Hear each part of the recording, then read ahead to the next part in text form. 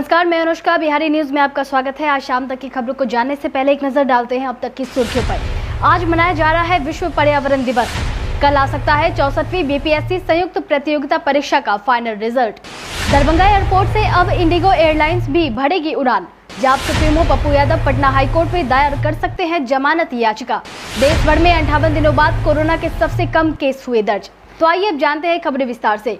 आज मनाया जा रहा है विश्व पर्यावरण दिवस। आज के दिन को वैश्विक परिप्रेक्ष्य में पर्यावरण दिवस के रूप में मनाया जाता है। इसे मनाने के पीछे मकसद यह है कि लोगों को पर्यावरण के महत्व के बारे में जागरूक किया जाए, जिनसे हमारी जीवन का अस्तित्व इस धरती पर है। पेड़ पौधे के बिना जीवन की परिकल्पना नहीं की जा सकती है। सांस लेने के लिए सिर्फ ऑक्सीजन ही नहीं, बल्कि खान पान, रहन सहन आदि से जुड़ी सभी चीजें इनके बिना संभव नहीं है। ग्लोबल वार्मिंग के बढ़ने के कारण आज हमारी पृथ्वी का तापमान बढ़ रहा है। इससे आने वाले समय में इंसान के अस्तित्व पर संकट खड़ा हो सकता है। ऐसे में हम पेड़ पौधे लगाकर और पर्यावरण को सुरक्षित करके ही अपनी धरती को अपने भविष्य के लोगों के लिए बचा सकते हैं। आप अपनी रोज की आदतों में सुधार लाकर भी पर्यावरण संरक्षण के लिए काम कर सकते हैं, जैसे कि प्लास्टिक के इस्तेमाल से परहेज करें, पानी की अनावश्यक बर्बादी को रोकें, अपने घरों या आसपास में पौधे लगाएं और उनका देखभाल करें, पास की दूरी में निजी वाहनों का प्रयोग कम करें, इसके जगह पब्लिक ट्रांसपोर्ट का इस्तेमाल करें, धूम्रपान ना करें। ऐसे में इन छोटी आदतों को अपनाकर हम पर्यावरण की रक्षा कर सकते हैं।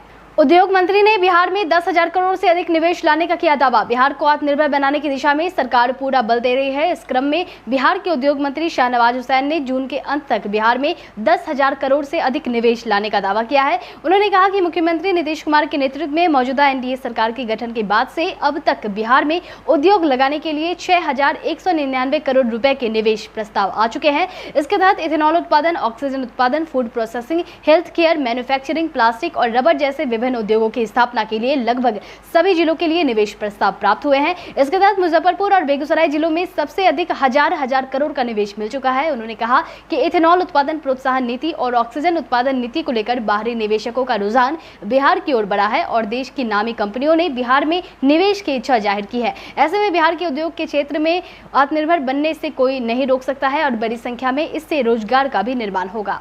सूबे में अगले 48 घंटे रहेगा पछुआ हवा का प्रभाव। विगत कई दिनों से आंधी, बारिश और नमी सा मौसम रहने के बाद अब बिहार में फिर से पछुआ हवा का असर बन गया है। अगले 48 घंटे तक पछुआ हवा बहेगी और इस दौरान हवा में नमी की मात्रा 50 से 80% के बीच बनी रहने वाली है। हालांकि पिछले 24 घंटे में औसतन 2 डिग्री तापमान का भी इजाफा हुआ है। वहीं आने वाले 2 दिनों में राज्य भर में गर्मी सताने वाली है। फिलहाल मानसून से पहले उससे कोई खास राहत मिलने का आसार नहीं दिख रहा है। आईएमडी पटना के मुताबिक अगले 1 से 2 दिन में अधिक गर्मी की वजह से कुछ एक जगहों पर स्थानीय तौर पर बादल बन सकते हैं। इस दौरान बूंदाबांदी होने की काफी कम संभावना है।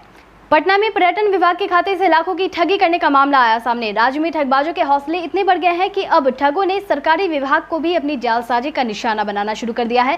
ताजा मामले में पर्यटन विभाग के खाते से लाखों रुपए की निकासी की बात सामने आई है। जानकारी के मुताबिक पटना के बोरिंग रोड में स्थित पर्यटन विभाग के बैंक ऑफ बड़ौदा की शाखा से ठगों ने 9.80 लाख रुपए निकाल लिए। वहीं इस मामले में विभागीय कर्मियों की संलिप्तता की भी बात सामने आ रही है। जानकारी के मुताबिक वारदात को 1 जून को ही अंजाम दिया गया था। जांच में यह बात सामने आई कि अधिक राशि का चेक क्लियर होने के लिए आने पर बैंक अधिकारी ग्राहकों से फोन कर जानकारी लेते हैं। चेक क्लियर होने से पहले बैंक की तरफ से पर्यटन विभाग के संबंधित व्यक्ति को फोन किया गया था। इस कारण पुलिस विभाग के कर्मियों से भी पूछताछ कर रही है। इस संबंध में विभाग के अधिकारियों ने एसके पुरी थाने में मुकदमा दर्ज किया है। फिलहाल पुलिस मामले की छानबीन कर रही है। दरभंगा एयरपोर्ट से अब इंडिगो एयरलाइंस भी भरेगी उड़ान। बिहार के दरभंगा हवाई अड्डे में स्पाइस जेट के बाद अब देश की सबसे बड़ी यात्री एयरलाइंस इंडिगो की सेवा शुरू होने वाली है। इससे न सिर्फ दरभंगा बल्कि उससे जुड़े उत्तर बिहार के करीब 17 जिलों के लोगों को राहत मिलेगी। इसके तहत कंपनी की ओर से बुकिंग भी आरंभ कर दी गई है और 5 जुलाई को दरभंगा से हैदराबाद के लिए इंडिगो की पहली उड़ान भरी जाएगी। इससे उन यात्रियों को फायदा होगा जो नियमित रूप से हवाई सेवा का उपयोग कर रहे हैं। उन्हें अब कम कीमत में यात्रा की सुविधा उपलब्ध हो सकेगी। बताते चले कि काफी समय से इंडिगो प्रबंधन की ओर से यहां हवाई सेवा शुरू करने का प्रयास किया जा रहा था, मगर इंफ्रास्ट्रक्चर की कमी के कारण इसकी अनुमति नहीं मिल पा रही थी। आखिरकार अनुमति मिलने के बाद अब 5 जुलाई को सुबह 10:15 पर विमान हैदराबाद से उड़कर 12:15 बजे यहां दरभंगा लैंड करेगी। इसकी बुकिंग 4,137 रुपए में हो रही है। इसके बाद यही विमान दोपहर बाद 12:45 पर दरभंगा से उड़ान भरकर 2:45 पर हैदराबाद में लैंड करेगी, जिसके लिए बुकिंग के लिए 4,005 रुपए देने होंगे। फिलहाल एक ही फ्लाइट शुरू किए जाएंगे।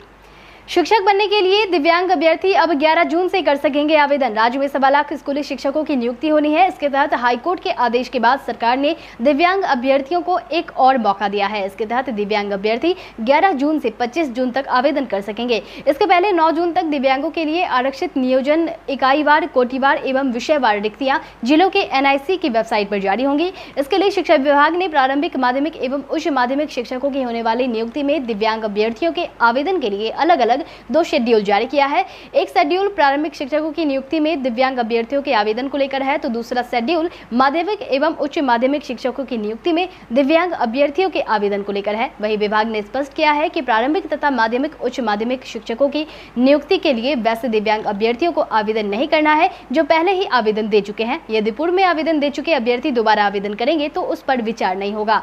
राज्य में अब पावर कट की समस्या से लोग नहीं होंगे परेशान। बिहार में अब बिजली का रिंग यूनिट बनाने की दिशा में तैयारी हो रही है। इसके तहत अब लोगों को पावर कट जैसे समस्या से निजात मिल जाएगा। इसके तहत प्रत्येक सब स्टेशन में ऐसी व्यवस्था होगी कि अगर एक ब्रेकडाउन कर जाएगा तो दूसरे से बिजली मिलने लगेगी। इसके लिए विभाग ने पटना सहित पूरे राज्य में ऐसी व्यवस्था करने का खाका तैयार कर लिया है। सरकार की सहमति और राशि की मंजूरी मिलते ही इसके निर्माण का काम शुरू हो जाएगा। दरअसल ट्रांसमिशन लाइन में ब्रेकडाउन होने पर फिर ग्रिड बंद करने की नौबत आ जाती है और ना चाहते हुए भी कम बिजली देनी पड़ जाती थी। इसलिए बिजली कंपनी ने ट्रांसमिशन लाइन का विकल्प बनाने का निर्णय लिया है। इस विकल्प में यह होगा कि अगर किसी सब स्टेशन में 30 किलोवाट के तार में गड़बड़ी आ गई तो दूसरे स्रोत से कुछ ही मिनटों में बिजली आपूर्ति बहाल कर दी जाएगी। इस तरह पूरे राज्य में एक सब स्टेशन दूसरे से जुड़े होंगे। अभी राजधानी पटना में कुछ VVIP इलाके में फिलहाल यह यूनिट काम कर रहा है, मगर जल्द ही VVIP लोगों को मिलने वाली यह सुविधा आम लोगों को रिंग मेन यूनिट के माध्यम से मिल जाएगी। CBSE स्कूलों में अब कोडिंग और डाटा कोर्स की होगी पढ़ाई। CBSE ने नई शिक्षा नीति के तहत स्कूलों में अब 50% बच्चों को वोकेशनल कोर्स को अनिवार्य कर दिया है। पहले स्कूलों को यह स्वतंत्रता थी कि वे अपनी सुविधा के अनुसार वोकेशनल कोर्स चला सकते थे, लेकिन अब 2025 तक सभी स्कूलों को यह लागू करना होगा। इसके तहत इस साल CBSE द्वारा 2 नए वोकेशनल कोर्स कोडिंग एवं डाटा की पढ़ाई की शुरुआत की जा रही है। दुनिया भर में कोडिंग की मांग को देखकर यह फैसला CBSE ने लिया है। इससे बच्चों में रोजगार की क्षमता शुरू से ही विकसित होगी। देश में बढ़ती बेरोजगारी को दूर करने में भी इससे मदद मिलेगी। एसोसिएशन के कोषाध्यक्ष AK नाग का कहना है कि नई शिक्षा नीति के तहत क्लास 6 से ही वोकेशनल कोर्स को पढ़ाया जा रहा है। क्लास 6 से 8वीं तक के बच्चों के लिए 9 वोकेशनल कोर्स तैयार किए गए हैं। वहीं 9वीं एवं 10वीं के बच्चों के लिए 18 वोकेशनल कोर्स तैयार किए गए हैं, जबकि 11वीं एवं 12वीं बच्चों के लिए 38 वोकेशनल कोर्स तैयार किए गए हैं। कल आ सकती है 64वीं BPSC संयुक्त प्रतियोगिता परीक्षा का फाइनल रिजल्ट। BPSC की ओर से 64वीं BPSC संयुक्त प्रतियोगिता परीक्षा के परिणाम को कल तक घोषित करने की कवायद की जा रही है। सब कुछ सही रहने पर आज देर रात या फिर रविवार को परिणाम जारी कर दिया जाएगा। इसके तहत 1460 पदों के रिजल्ट की घोषणा की जानी है, जिसमें प्रखंड विकास पदाधिकारी से लेकर अनुमंडल अधिकारी, अपर समाहर्ता, अनुमंडल पुलिस पदाधिकारी सहित 1 दर्जन विभागों में अधिकारियों के पद शामिल हैं। बता दें कि इसका विज्ञापन साल 2017 में ही आया था, जिसके बाद लिखित परीक्षा में सफल उम्मीदवारों को इस साल के फरवरी में इंटरव्यू लिया गया था, लेकिन इंटरव्यू में शामिल कई अभ्यर्थियों के दिव्यांगता प्रमाण पत्र पर शिकायत मिलने के बाद BPSC ने उनका मेडिकल कराया था। वहीं आयोग ने लॉकडाउन का हवाला देते हुए रिजल्ट जारी करने में देरी होने की बात कही है। अब आयोग की ओर से परिणाम जारी करने की प्रक्रिया अंतिम चरण में है। चिराग पासवान ने PM मोदी व CM नीतीश कुमार को लिखा पत्र। लोजपा अध्यक्ष चिराग पासवान ने बिहार सरकार के द्वारा प्रोन्नति में आरक्षण देने को लेकर बिहार सरकार के फॉर्मूले को गलत बताया है। इसके तहत चिराग ने प्रधानमंत्री नरेंद्र मोदी और मुख्यमंत्री नीतीश कुमार को पत्र लिखकर कहा है कि बिहार सरकार के सामान्य प्रशासन विभाग द्वारा SC/ST के विरुद्ध एक षड्यंत्र के तहत केवल 17% पदों पर प्रोन्नति देने की साजिश रची जा रही है। चिराग ने पत्र में लिखा है कि SC/ST के कर्मी सामान्यतः वरीयता सूची में सबसे नीचे होते हैं। वैसी स्थिति में 83% पदों पर प्रोन्नति दिए जाने के नाम पर सभी पदों को भर दिया जाएगा, जिससे SC/ST के कर्मी पदोन्नति से वंचित रह जाएंगे। यह मामला सुप्रीम कोर्ट में लंबित है, मगर इस बीच साजिश के तहत 17% सीट को कोर्ट के आदेश की प्रतीक्षा में रिजर्व रखकर 83% पदों पर मूल कोटि की वरीयता के अनुसार पदोन्नति शुरू करने का प्रयास किया जा रहा है। चिराग ने अनुरोध किया है कि SC/ST को संविधान के प्रावधान के तहत निर्धारित प्रोन्नति में आरक्षण देते हुए प्रोन्नति की प्रक्रिया शुरू करे। लालू यादव ने ट्वीट के जरिए सरकार पर बोला हमला। नीति आयोग की रिपोर्ट में बिहार को सबसे पिछड़ा स्थान मिलने के बाद से ही सूबे में विपक्ष हमलावर हो गई है। इसी कड़ी में राजद सुप्रीमो लालू यादव ने इस रिपोर्ट को लेकर सरकार पर हमला बोला है। इसे लेकर राजद सुप्रीमो लालू प्रसाद ने ट्वीट कर आरोप लगाया कि जदयू भाजपा के 16 वर्षों के अथक प्रयास और नकारात्मक राजनीति का प्रतिफल है कि बिहार नीचे से शीर्ष पर है। उन्होंने कहा कि कथित जंगलराज का रोना रोने वाले पूर्वाग्रह से ग्रस्त जीव आजकल जुबान पर ताला जड़ बिलों में छुपे हुए हैं। बिहार का सत्यानाश हो जाए लेकिन उन लोगों को सामाजिक आर्थिक न्याय गवारा नहीं। वहीं एक अन्य ट्वीट में उन्होंने आरोप लगाया कि सरकार ने उनके द्वारा बनाए गए हजारों स्वास्थ्य केंद्रों को बंद करा, भूत बंगला तो स्कूलों को गैराज बना दिया है। इसी का नतीजा है कि इन्हीं का नीति आयोग बिहार को नीचे से टॉप करा रहा है। लालू ने नीतीश कुमार की सरकार को बिहार के लिए ट्रबल इंजन की सरकार बताया।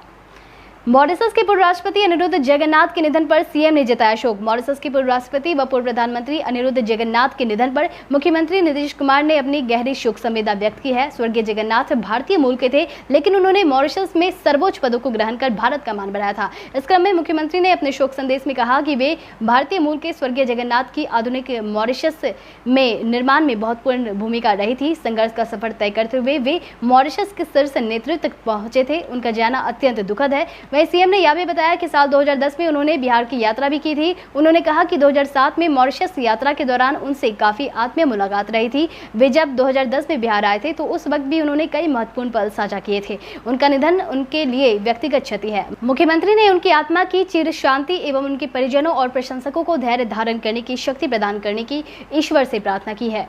जाप सुप्रीमो पप्पू यादव पटना हाईकोर्ट में दायर कर सकते हैं जमानत याचिका। 32 साल पुराने केस में सजा पाए जाप के राष्ट्रीय अध्यक्ष और पूर्व सांसद पप्पू यादव का अब हाईकोर्ट में जमानत याचिका दायर करने का रास्ता साफ हो गया है। अब उनकी जमानत याचिका पर सुनवाई सीधे हाईकोर्ट से होगी। दरअसल पटना हाईकोर्ट में इन दिनों गर्मी की छुट्टी चलने के कारण हाईकोर्ट में जमानत याचिका दायर करने पर रोक लगी हुई है। लेकिन पप्पू यादव के मामले को अति महत्वपूर्ण मामला बताते हुए उनकी पत्नी पूर्व सांसद रंजीत रंजन ने अदालत से आग्रह किया था, जिसके बाद हाईकोर्ट ने उसे स्वीकार कर लिया है। ऐसे में पहले उनके वकीलों की तरफ से कोर्ट में बेल की ई फाइलिंग कराए जाने के बाद जमानत याचिका पर सुनवाई हो जाएगी। इससे पहले भी हाईकोर्ट में पप्पू यादव ने सुनवाई का आग्रह किया था, लेकिन कोर्ट ने इनकार कर दिया था। वहीं बाद में मधेपुरा सेशन कोर्ट में भी उन्हें नियम शर्तों का हवाला देते हुए जमानत देने से मना कर दिया गया था। हालांकि अब पप्पू यादव और उनके समर्थकों को थोड़ी राहत मिली है। बता दें कि बीमार होने के कारण फिलहाल दरभंगा के डीएमसीएच में बीमार पप्पू यादव का इलाज चल रहा है।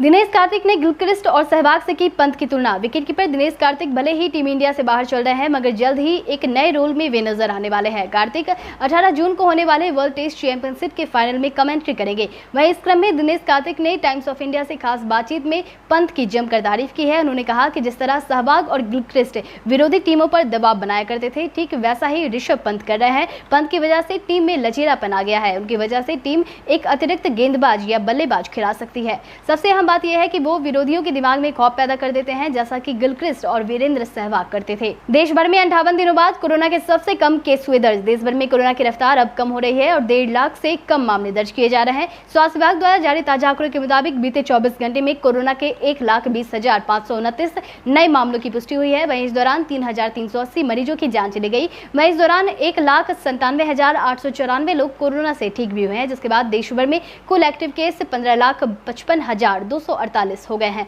वह अगर बात हम अपने बिहार की करें तो बिहार में बीते 24 घंटे में 991 नए कोरोना केस आए हैं। वहीं इस दौरान 2090 लोग ठीक भी हुए हैं, जिसके बाद बिहार में कोरोना के एक्टिव मरीजों की संख्या 10,308 हो चुकी है। वही अच्छी खबर यह है कि बिहार में मामले कम आ रहे हैं और रिकवरी रेट बढ़े हैं, जो कि बढ़कर 97.80% हो चुका है।